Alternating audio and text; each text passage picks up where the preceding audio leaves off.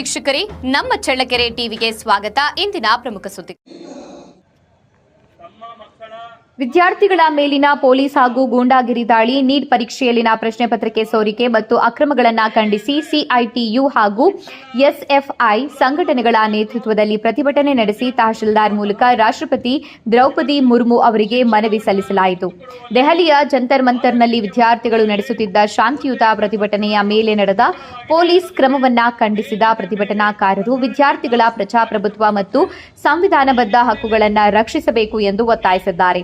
Neat ಪರೀಕ್ಷೆಯಲ್ಲಿನ ಪ್ರಶ್ನೆ ಪತ್ರಿಕೆ ಸೋರಿಕೆ ಹಾಗೂ ಅಕ್ರಮಗಳ ಕುರಿತು ಸಮಗ್ರ ತನಿಖೆ ನಡೆಸಬೇಕು. ಅಕ್ರಮದಿಂದ ತೊಂದರೆಗೊಳಗಾದ ವಿದ್ಯಾರ್ಥಿಗಳಿಗೆ ನ್ಯಾಯ ಒದಗಿಸಬೇಕು.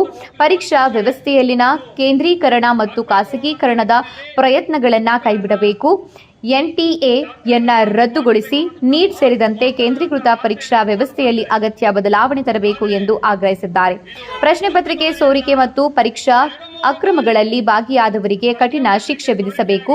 ಆತ್ಮಹತ್ಯೆ ಮಾಡಿಕೊಂಡ ವಿದ್ಯಾರ್ಥಿಗಳ ಕುಟುಂಬದವರಿಗೆ 1 ಕೋಟಿ ಪರಿಹಾರ ನೀಡಬೇಕು. ಪ್ರಧಾನಿ ನರೇಂದ್ರ ಮೋದಿ ಹಾಗೂ ಕೇಂದ್ರ ಗೃಹ ಸಚಿವ ಅಮಿತ್ ಶಾ ಅವರು ನೈತಿಕ ಹೊಣೆ ಹೊತ್ತು ರಾಜೀನಾಮೆ ನೀಡಬೇಕು ಎಂದು ಪ್ರತಿಭಟನಾಕಾರರು ಒತ್ತಾಯಿಸಿದ್ದಾರೆ.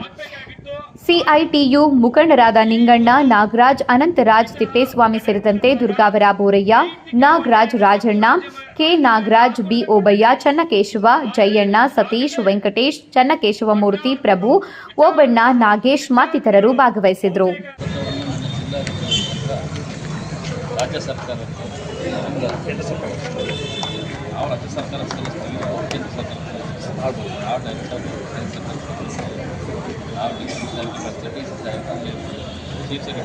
facilities